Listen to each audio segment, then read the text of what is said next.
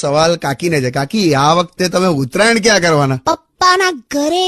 Obviously બહુ મજા આવે યાર. આ મસ્ત ડીજે વાગતા હોય, ચીકી ખાતા હોય, ઊંધિયું, સિંગ ચણા બધા ભેગા થાય ને વાવ વાવ.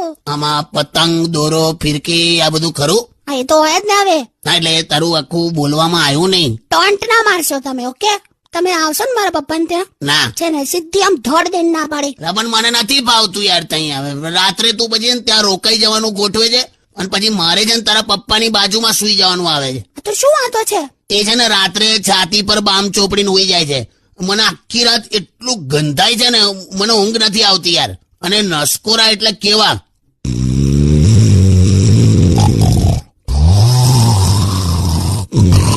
એટલા મોટેથી બોલ. હવે આવું ગયા વખતે એમણે કરેલું ને, 2:30 વાગે બાજુવાળાનો લેન્ડલાઇન પર ફોન આવ્યો હતો કે તમારી પાણીની મોટર તો બંધ કરો યાર. તો યાર મારાથી તો કહેવાયું પણ નહીં કે આ સસરાના નસકોરા જે મોટર ચાલુ નહીં. તો તમારે છે ના હોય ને પણ ના આવશો, પણ પપ્પાની વાત બંધ કરી દો. ઓકે? ના સાંભળ, મેં એમને હમણાં પરફ્યુમની બોટલ આપી. કીધું ભલે વાપરતા, તે એ વાપરતા નથી, એમણે સાઈડ પર મૂકી દીધી છે. અને મારા નારંગીનું છોડું છોલી અને પૂસ પૂસ પૂસ પૂસ પૂસ આવો કઈક રસ ઉડાડે છે બધે શર્ટ પર પિચકારીઓના. અને કે જો જમાઈરાજ ઓરેન્જ ફ્લેવર કે. મેં કીધું જાનેલા. ઓય શું બોલો છો? બસ હવે બસ.